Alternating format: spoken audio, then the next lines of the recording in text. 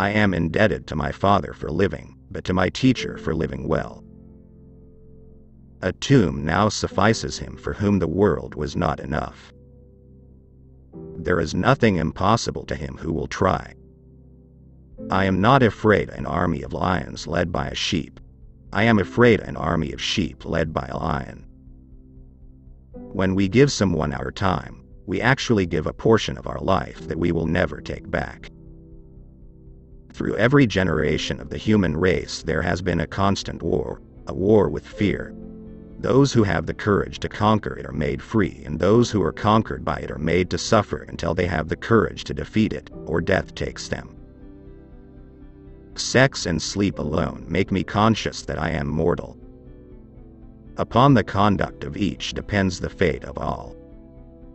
There are no more worlds to conquer. Now you fear punishment and beg for your lives, so I will let you free, if not for any other reason, so that you can see the difference between a Greek king and a barbarian tyrant, so do not expect to suffer any harm from me. A king does not kill messengers. My treasure lies in my friends. Remember, upon the conduct of each depends the fate of all. Glory crowns the deeds of those who expose themselves to toils and dangers.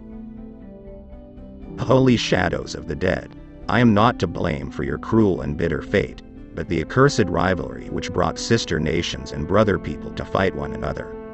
I do not feel happy for this victory of mine. On the contrary, I would be glad, brothers, if I had all of you standing here next to me, since we are united by the same language, the same blood and the same visions. As for a limit to one's labors, I, for one, do not recognize any for a high-minded man, except that the labors themselves should lead to noble accomplishments. Upon the conduct of each determines the fate of all. Youths of the Pelians and of the Macedonians and of the Hellenic Amphictyony and of the Lacedaemonians and of the Corinthians, and of all the Hellenic peoples, join your fellow soldiers and entrust yourselves to me, so that we can move against the barbarians and liberate ourselves from the Persian bondage, for as Greeks we should not be slaves to barbarians. When my casket is being carried to the grave, leave my hands hanging outside.